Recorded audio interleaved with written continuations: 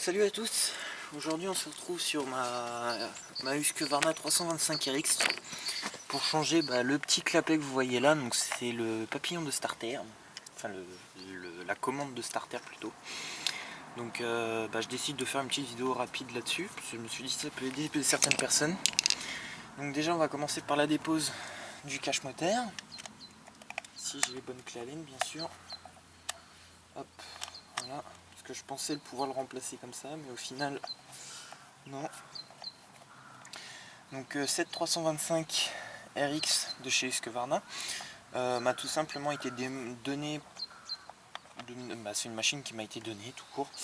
Qui m'a été donnée, mais elle a été entièrement démontée. Je sais pas si j'avais fait des vidéos ou des photos. J'essaierai de vous retrouver ça. Donc cette machine, elle a été remise en route. Donc entièrement remontée. Toutes les pièces du carburateur sont neuves.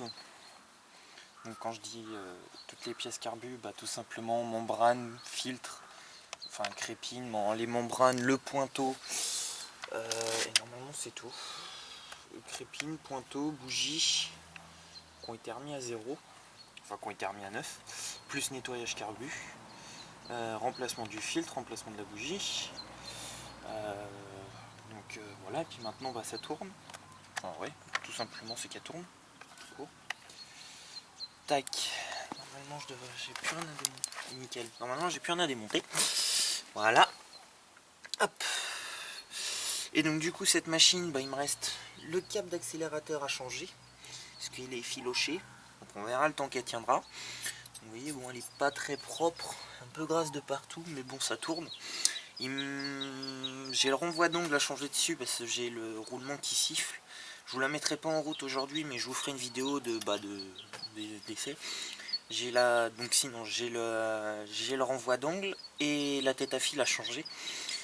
La tête à fil, je vais le faire en priorité. Le renvoi d'ongle, j'ai envie de vous dire, cette débroussailleuse là me sera principalement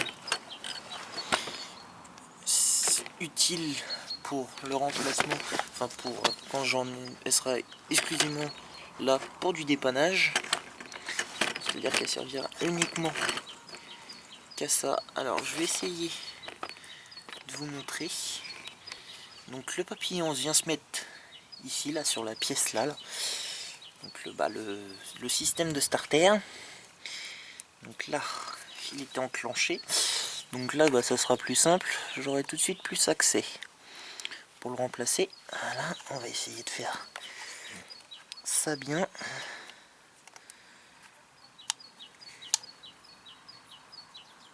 Non, voilà.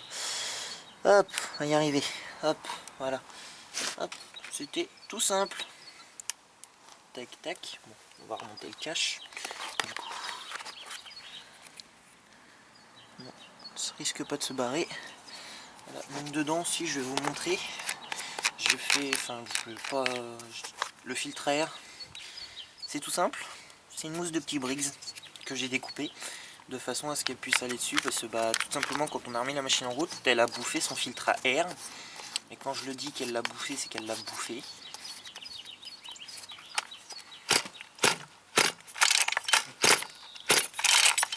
Ouais.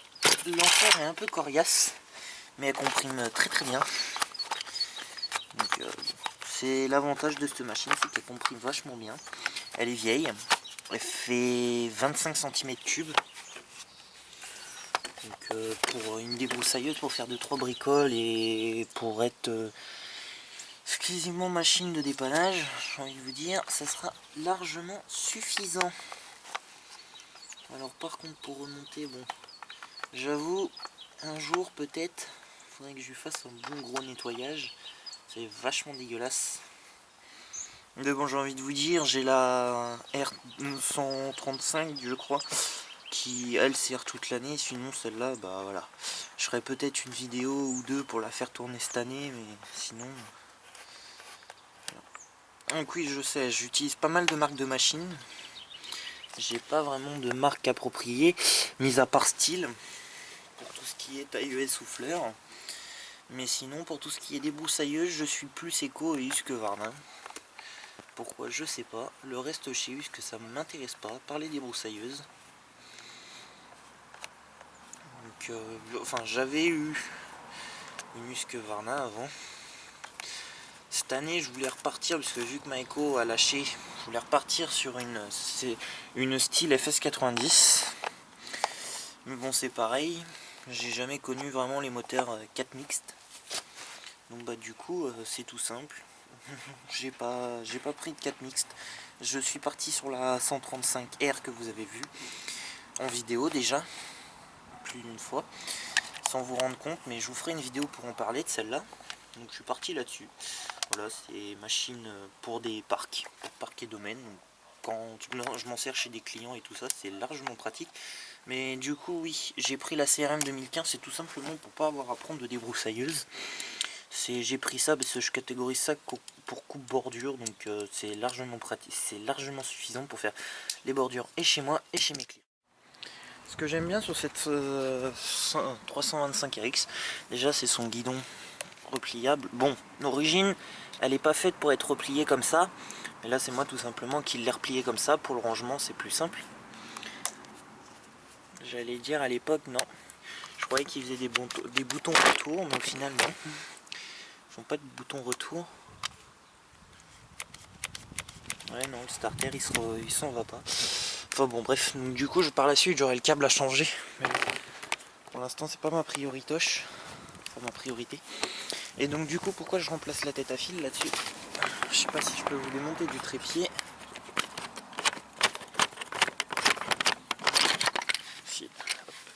Ouais, j'ai changé de trépied.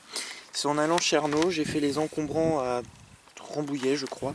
Et bah tout simplement dans un tas de bordel, je suis tombé sur ce trépied qui est génial. Je pense qu'il a été tout simplement jeté parce qu'il y a ce problème là en fait, le caméscope plonge tout simplement.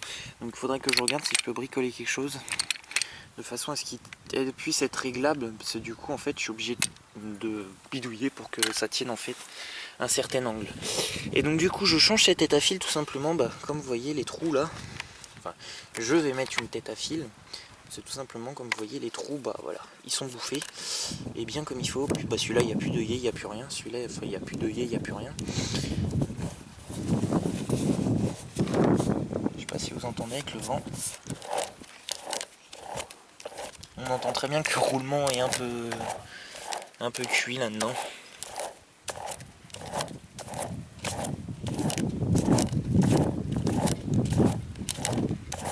Enfin bon, pour des broussailleuses de dépannage, ça sera largement suffisant. On voit qu'elle a déjà bien servi, hein. Mais moi je pense mettre une tête à fil un peu comme les autocuts de chez Stihl. C'est-à-dire on tape par terre, puis ça déroule.